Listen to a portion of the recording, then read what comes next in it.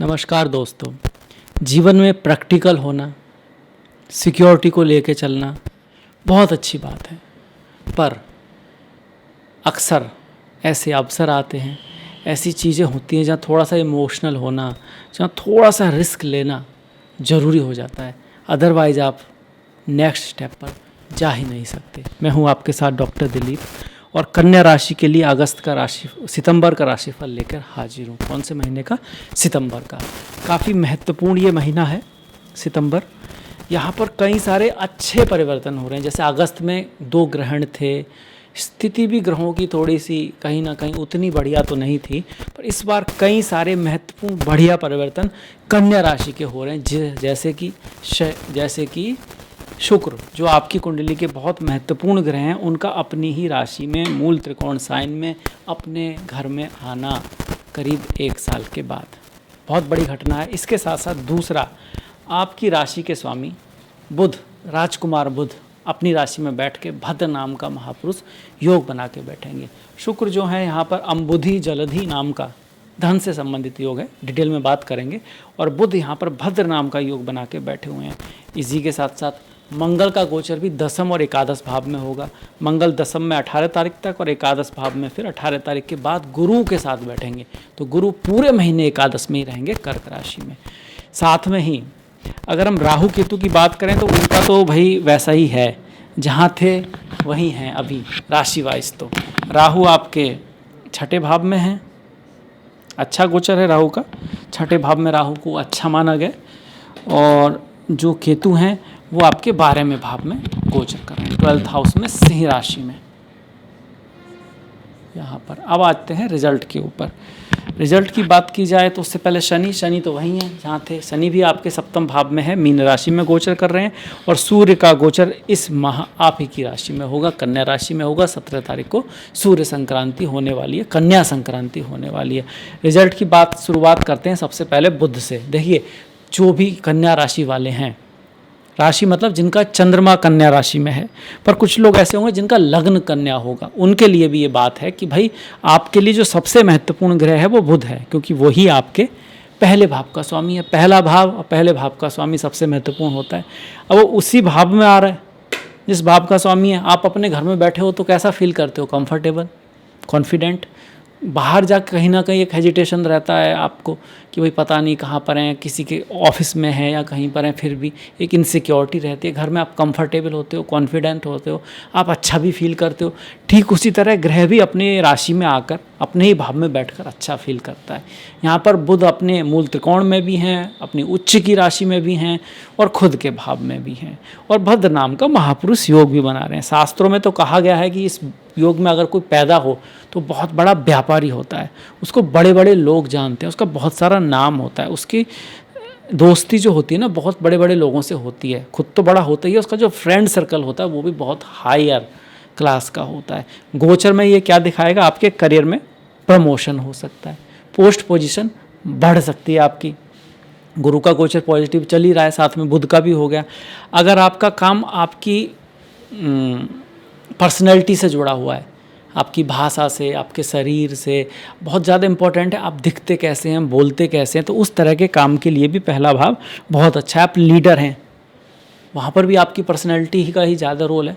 आपकी जो ऑरा है, आपने जो अपना स्टेटस बनाया है वो, तो उसकी वजह से आपको बहुत लाभ हो सकता है। दूसरा, आपके कर्मों की वजह से, आपने जो मेहनत की है, एफर्ट किया, हार्ड वर्क किया, उसका रिजल्ट आपको मिल सकता है as a fame, as a name, as a award. अगर की ही नहीं है उस केस में तो हो सकता है कोई पॉसिबिलिटी मिल जाए जिसके थ्रू आप कोई नाम कमा सकें, जैसे नौकरी का लग जाना, कोई अपॉर्चुनिटी आ जाना। ये बुध बनाकर बैठे हैं। कब तक बना रहे हैं? 7 तारीख से लेकर और 26 तारीख तक, लगभग पूरे महीने। अब 26 के बाद दिन ही कितने बचते हैं? 26 सितंबर के बाद आपका है ना अक्टूबर आएगा, थोड़े ही दिन बचते हैं। तो लगभग पूरे महीने बुध का गोचर बहुत ही पॉजिटिव है, बहुत ही अच्छा है। वहीं शुक्र की अगर बात की जाए तो शुक्र 7 सितंबर से लेकर लगभग पूरे महीने आपके द्वितीय भाव में है, द्वितीय भाव के स्वामी हैं, आपके भाग्येश भी हैं। 9th हाउस में 2 नंबर लिखा है ना, 2 नंबर मतलब वृषभ राशि जिसके स्वामी शुक्र होते हैं। 7 नंबर मतलब तुला राशि जिसके भी स्वामी शुक्र होते हैं। तो शुक्र अपनी ही राशि में है, तुला राशि में, धन भाव में है। अब ये भी अपने भाव में आ गए तो आप अंतर देख रहे हैं अगस्त से सितंबर में। 2 ग्रह बढ़िया ग्रह आपकी कुंडली के अपने भाव में। धन भाव का स्वामी है तो धन दे सकता है, फैमिली भाव का स्वामी है तो फैमिली से लाभ हो सकता है, फैमिली में कुछ अच्छा हो सकता है। अपने नैसर्गिक गुण, अगर आप क्रिएटिविटी में हैं, बेडिंग में हैं, मैरिज से जुड़े हुए हैं, कॉस्मेटिक्स से जुड़े हुए हैं, लग्जरी आइटम, चाहे वो लग्जरी कार हो, लग्जरी वॉचेस हो, किसी भी तरह का 100 पीस का आइटम, आर्टिफिशियल ज्वेलरी, चमकदार आइटम, कोई भी ऐसा काम जहाँ हम किसी चीज़ को खूबसूरत बना रहे हैं, खूबसूरत डिज़ाइन बना रहे हैं, उसमें क्रिएटिविटी यूज़ हो रही है, वो शुक्र से जुड़ा है। मीडिया भी उसी में आ जाता है, फिल्म इंडस्ट्री भी उसी में आ जाती है, फ्लावर भी उसमें आ जाते हैं, परफ्यूम भी उसी में आ जाता है, लेडीज़ से जुड़ा कोई भी काम है, इस तरह के कामों में है तब भी आपके लिए बहुत बढ़िया है। आपकी भाषा बहुत मधुर रहने वाली है। आप अपनी भाषा की वजह से, अपने परिवार की वजह से लोगों को आकर्षित करोगे, आपके जीवन में कुछ ना कुछ लाभ होगा। कोई ट्रैवल, यात्रा, आपको बड़े गुरु, टीचर, फादर, ऑथोरिटी का भी सपोर्ट रहने वाला है, और फीमेल्स का खासकर। ये कौन दिखा रहे हैं? शुक्र दिखा रहे हैं। तो 2 ग्रह एक्सट्रीमली गुड हो रहे हैं आपके। कब? सितंबर के महीने में। अब बाकी ग्रहों की बात की जाए तो मंगल को देखें। देखिए मंगल दशम में रहेंगे, ठीक है, 18 तारीख तक, पर सौबत का ध्यान रखना है। ये सारी चीज़ों के साथ भी मंगल का असर हो सकता है ना, आपके चार्ट में ज़्यादा हो, उसकी दशा महादशा चल रही हो, तो सौबत का असर रखें। सौबत मतलब कैसे लोगों के साथ में हैं आप, कैसी किताबें पढ़ रहे हैं, कैसी बुक्स सुन रहे हैं, क्या देख रहे हैं आप, खाना कैसा खा रहे हैं, आसपास के आसपास का जो वातावरण है वो कैसा है, इंस्पायरिंग है, पॉजिटिव है, आगे बढ़ाने वाला है, नेगेटिव है, फालतू की बातों में समय खराब हो रहा है, ये ध्यान जरूर रखना है। क्योंकि मंगल दशम में अगर आप सौबत का असर बेटर रखते हो, अच्छा रखते हो, तो आपके अंदर एनर्जी तो होती है, अच्छी सौबत होगी, एनर्जी होगी, तो आप कहाँ जाओगे? अच्छाई की तरफ। हम कहीं ना कहीं जा रहे होते हैं, या तो ऊपर या नीचे, रुके हम कभी नहीं रहते। आप ये समझ लीजिए, या तो आप ऊपर जा रहे हो या आप नीचे जा रहे हो। अभी आपको देखना है कि आप जा कहाँ रहे हो। मंगल आपको एनर्जी देगा, ऊर्जा देगा, एक्शन करने की क्षमता देगा। थोड़ा सा गुस्सा, क्रोध आदि से आपको बच के रहना है। अदरवाइज दशम भाव का मंगल अच्छा है 18 तक। उसके बाद फिर मंगल भले ही नीच का हो गया, पर गुरु के साथ की वजह से नीच भंग भी हो गया, और गुरु मंगल योग भी बन गया आपका एकादश भाव में। मतलब आपके फ्रेंड्स, आपका नेटवर्क सर्किल, आपके दोस्त, उन सब की वजह से आपके भाग्य में कुछ बदलाव, चेंज, पॉजिटिव चेंज आ सकता है।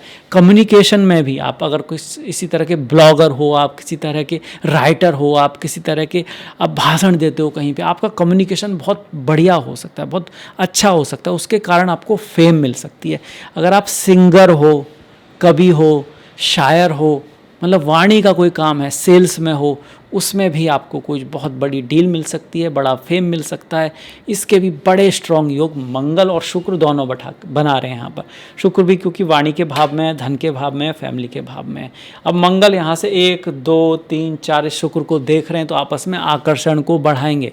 आकर्षण किसके प्रति? लड़कों का लड़कियों के प्रति, लड़कियों का लड़कों के प्रति, साथ में काम के प्रति, भोजन के प्रति, कपड़ों के प्रति, दुनिया के प्रति एक अवेयरनेस बढ़ाएंगे, एक उत्सुकता देंगे चीज़ों को जानने की, देखने की, सुनने की, पहचानने की। जैसे बच्चे के अंदर होती है, कुछ लोग डल से हो जाते हैं कि बस कुछ करना नहीं है, बस सोते रहो, पड़े रहो, कोई इंटरेस्ट नहीं है उनको। तो मंगल शुक्र जिसके में होते हैं, उनके अंदर जीवन में इंटरेस्ट होता है, उत्साह होता है हर समय। उसको कौन दिखा रहे हैं? मंगल और शुक्र का आपस में केंद्र में आना।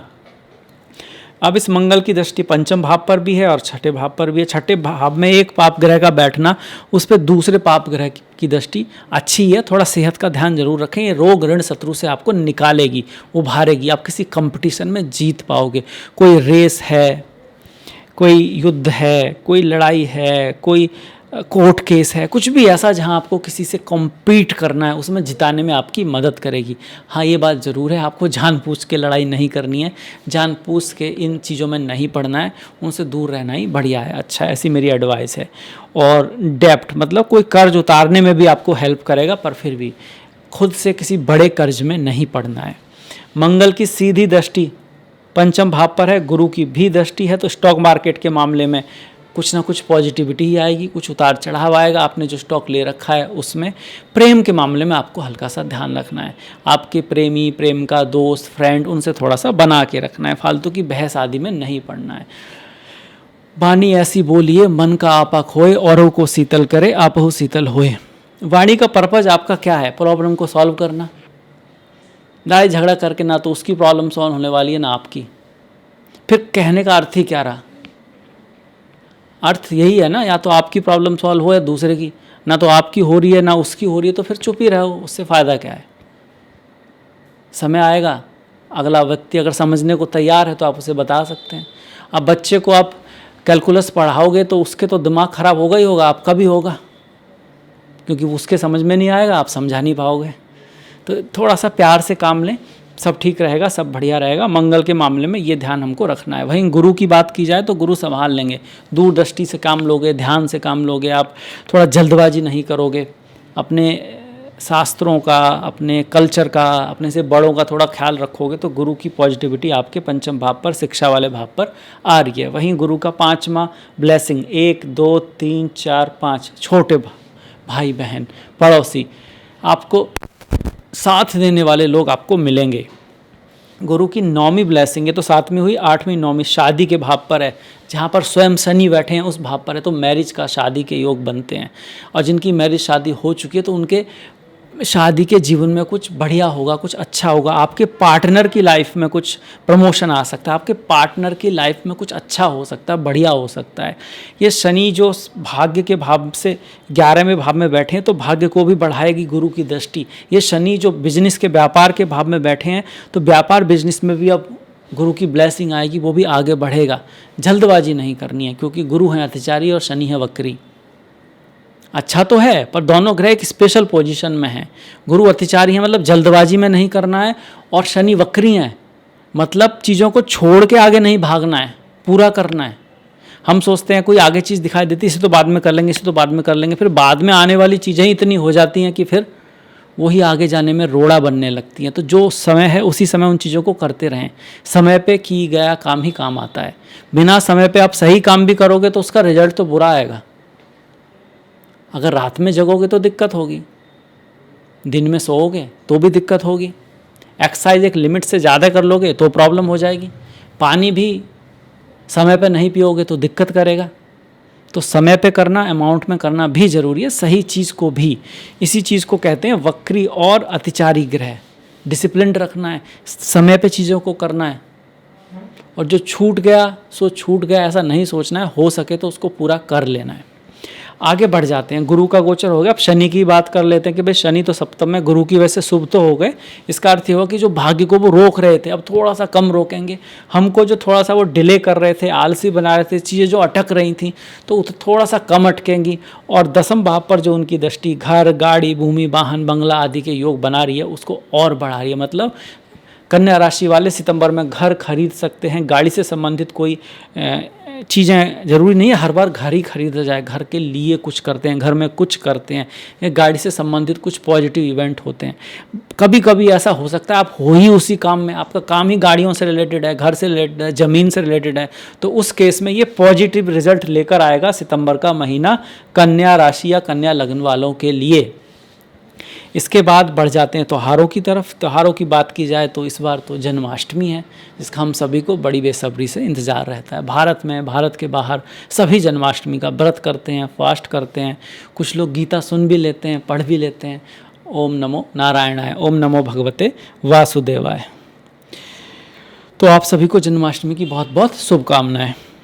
14 तारीख की गणेश चतुर्थी है, हरितालिका तीज है, 25 की अनंत चतुर्दशी है, 26 की भाद्रपद पूर्णिमा है आपकी, 7 तारीख की अजा एकादशी, 22 तारीख की परिवर्तनी एकादशी। ओम नमो नारायणाय, ओम नमो भगवते वासुदेवाय। 9 तारीख की भौमा प्रदोष व्रत, 24 तारीख का गुरुवार के दिन पड़ने वाला प्रदोष व्रत, और आपका 8 तारीख का, माफ़ कीजिएगा, भौमा प्रदोष व्रत, और 9 तारीख की तो शिवरात्रि है। चिदानंद रूपा शिवोहम शिवोहम, ओम नमः शिवाय।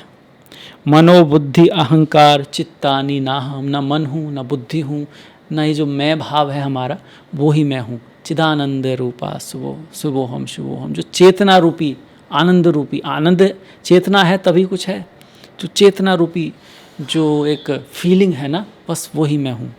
या आप ये भी कह सकते हो जिसके ऊपर ये सब कुछ चल रहा है, चेतना है तो सब कुछ है, तो वही मैं हूँ। 29 तारीख की संकष्टी है, 11 तारीख की भाद्रपद अमावस्या है, और 17 तारीख की कन्या संक्रांति है। 17 तारीख को सूर्य कन्या राशि में आपकी राशि में आ रहे हैं। जब आपकी राशि में आ रहे हैं तो आप ये भी कह सकते हो 17 से पहले से थोड़ा सा खर्चा रह सकता है, स्वास्थ्य का भी ध्यान रखना है। 12वें भाव में सूर्य हैं, विदेश आदि कहीं बाहर ट्रैवल का तो योग बनता है, पर खर्चे वगैरह का। और 17 के बाद थोड़ा सा ज़्यादा पॉजिटिव है, आपका फोकस अपने ऊपर आ सकता है, आप अपने ऊपर काम करोगे। आपके करियर से संबंधित, आपकी पर्सनैलिटी से संबंधित कुछ बड़े निर्णय आप ले सकते हो। और अगर आपके शरीर की अगर बात की जाए, पित्त वगैरह बढ़ा हुआ है, आपकी गैस्ट्रेटाइटिस वगैरह है, तो थोड़ा सा ख्याल रखना है, क्योंकि सूर्य अग्नि को बढ़ाते हैं। तो ये था मेरी तरफ से सितंबर का राशिफल। कैसा लगा बताइएगा, अपनी राय दीजिएगा। आपने अंत तक देखा इसके लिए आपका बहुत बहुत धन्यवाद। नमस्कार।